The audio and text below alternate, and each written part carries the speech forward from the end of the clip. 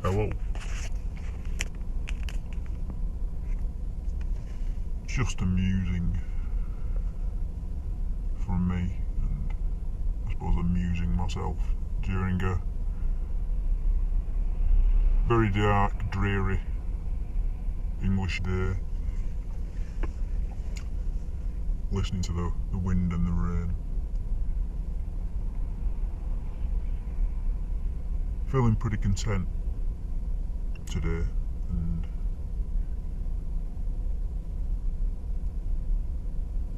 no specific reason really, just I suppose being actively aware of my mood and doing things that are of benefit to myself first and foremost, and I've enjoyed doing that today. But I suppose with these videos I've been doing, this is the fourth one, I think.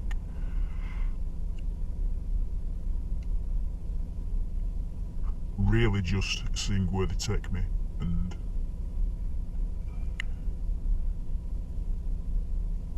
sort of them being a record of my journey, of my thoughts, and really, as I've said in one of my first videos, you know, there's so many content creators out there on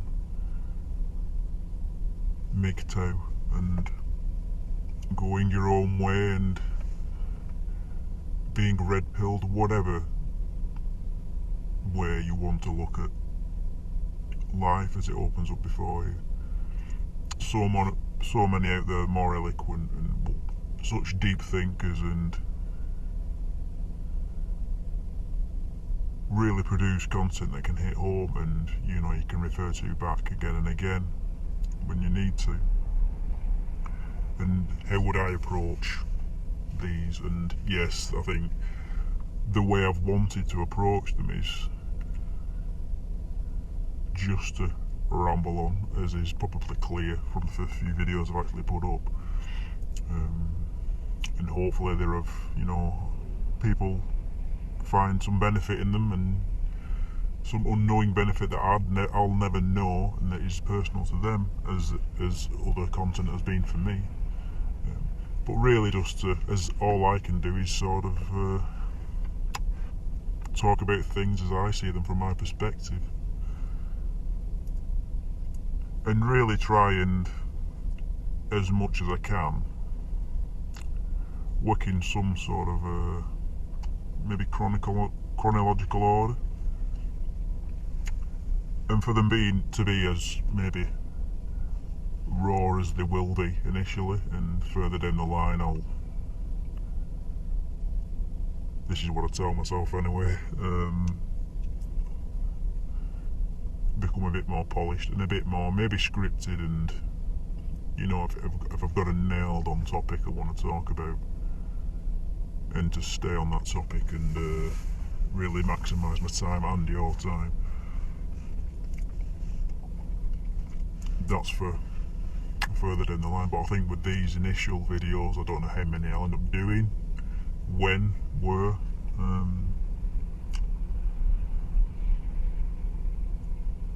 just to try and talk in a logical sort of order.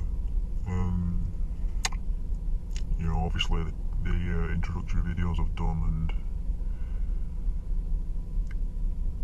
my last video on the insanity clock, as I called it, if I posted that, was just something that struck me one day to talk about. And this is of course a roundabout way of what I want to talk about next, something that occurred to me today, and yeah, it's always been, you know, in the back of my mind, and will come to the foreground now and again. But the notion of meaning, I suppose, in a way, or also the meaning of life, I mean, that's for every man to figure out for himself, and it's such a vast rabbit hole to sort of delve into, and it's very difficult to not be so generic, because it can be so personal to each and every person. to figure that out for themselves, to really have your eyes open to how meaningless the world is, and externally, and to know the only meaning in life is the one you have to consciously create and work on yourself, for yourself.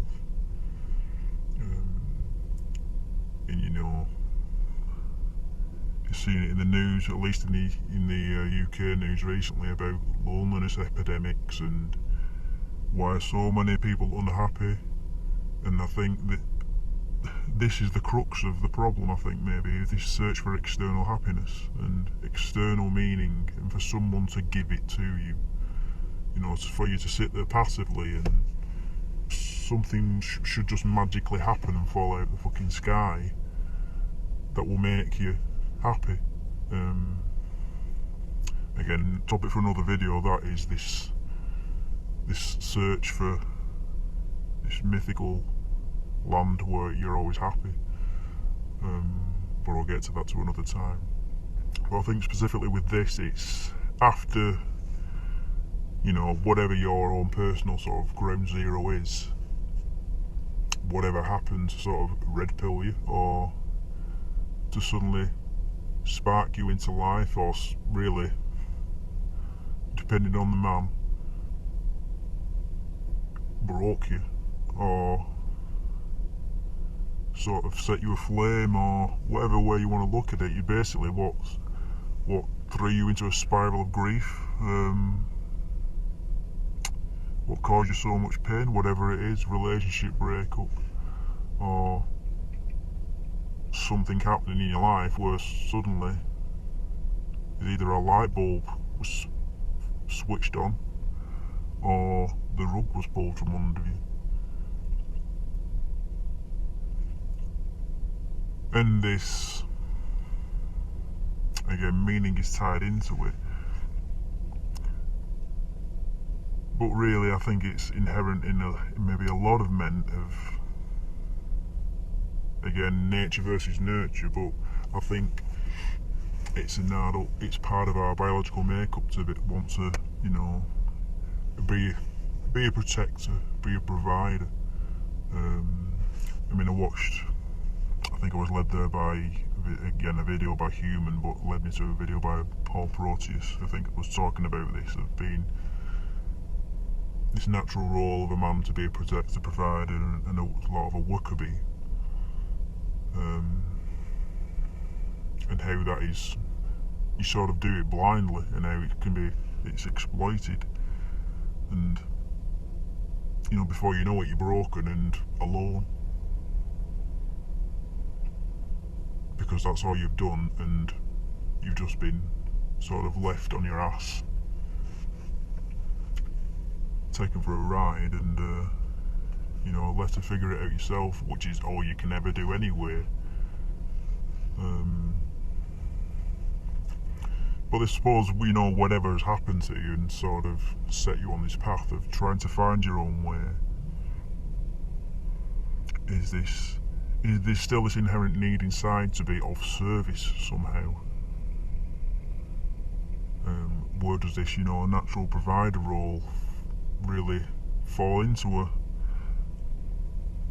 modern world where you see no place for that role anymore, or any meaningful role, or any role that is of mutual benefit to you and whoever you are providing for, without it just being completely one-sided, or just a throwaway role, you know, a temporary role.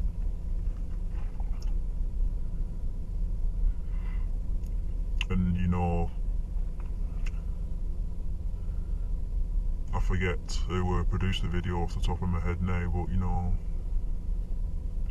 I think is it Thinking Ape or Stardust? I can't remember, forgive me if I'm getting it wrong off the top of my head, but the video about the red pill malaise comes into play, and how you can sort of find yourself stuck there if you're not, again, this notion of consciously moving yourself on and developing your own level of self-awareness, but balancing it with the hopelessness that can bring with it, and the meaninglessness. Who are you of service to? And it's such a simple answer, and it can be hard to sort of digest, is turning that question inward, and you are only of service to yourself, or you only should be, and not turning into a complete asshole and you just disregard everybody else. But that's what you should have been doing in the first place, to be of any use to anybody else, or to have that sort of mutual benefit of friendship, or dare I say it, relationship, of not a sort of positive relationship in any way, shape or form.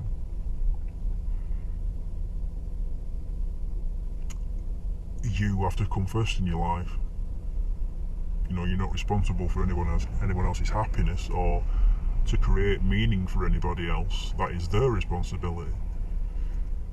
But for a guy sort of thrown into that malaise, or stuck in that malaise, and really still trying to find purpose, and again, who am I of service to now,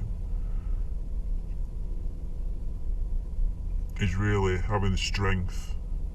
And a lot of it is practice. I think, like anything, is it's mental practice, and habit breaking and habit forming, of really putting yourself first, putting your mind first, and really looking inside and questioning things, thinking about things, taking time out of a busy lifestyle to really not necessarily ruminate in the negative sense, or to dwell, but to really ponder questions,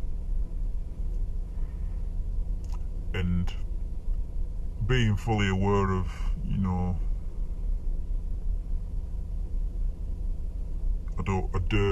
I was going to say risks, but it doesn't feel the right word to say, but knowing that it can be a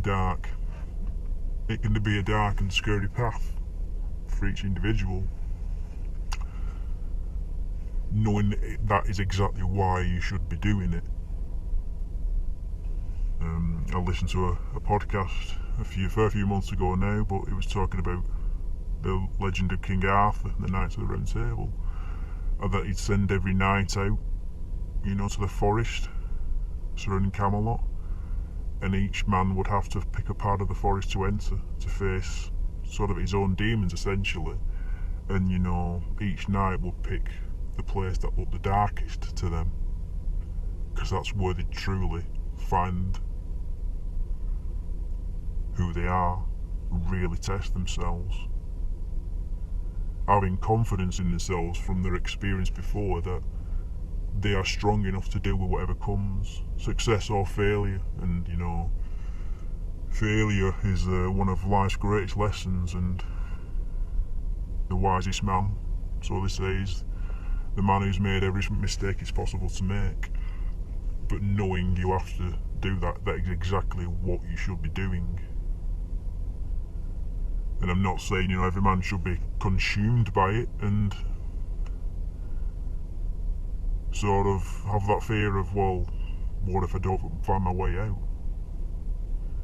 But knowing there has to become a time, not necessarily straight after your own personal ground zero, or really when you should be looking after yourself, but there will be a time when you feel a bit stronger and a bit more capable to answer those questions you have. And it's not necessarily about finding definitive answers. It's about that journey, and it's about walking that path and being present in that time, and really savouring your own movement in a way, and knowing you are wholly responsible for yourself, and these actions are for you, and fuck everybody else, basically. Whatever anybody else thinks about it doesn't matter, because it's you experiencing this life right now. And to find, a path that could possibly provide an answer, maybe, to, who do I serve now, or, what do I do now? How do I go about finding meaning in my own life? How do I know my purpose? How do I find out my passions? And a big step of that is finding what appears darkest to you. What's the path that well, I'm comfortable here. Maybe it isn't so bad.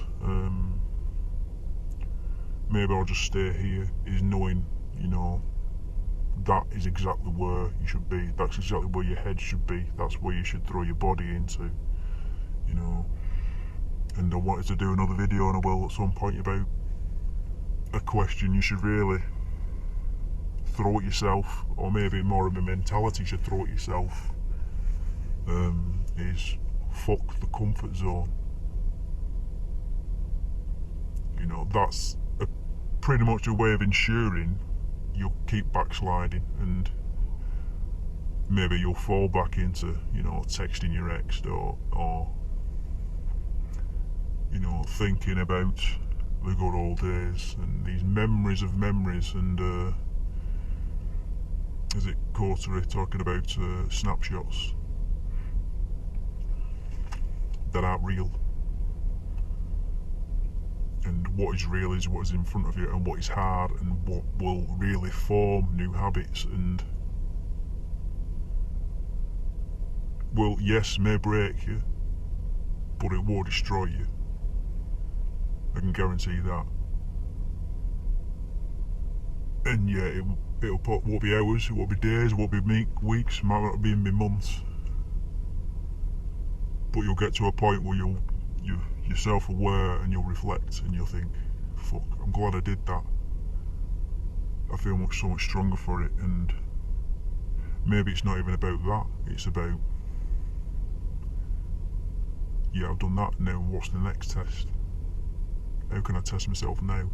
That is what I mean by, that is being of service. That is doing your life justice, serving yourself. It's an insult if you do otherwise with your life, really. And that is for every man to find out for himself, whatever those tests are. What could be insignificant and small to one is a huge test for another. So, who am I to tell you what your own personal tests and what your own personal dark but necessary paths are? Be one of those nights and look into that forest and think, fuck, that is a dark and scary place. That's exactly where I need to fucking be to find out who I am and what really fucking means something to me in this life. Don't live your life with distraction being the only way of getting through the fucking day. Really test yourself, and hopefully you'll find what really gives meaning to your life. And we all may cross paths here and there as we're sort of walking our own way. And yeah, I hope this video is of use to somebody. And I'll say peace out for now, and have a good evening.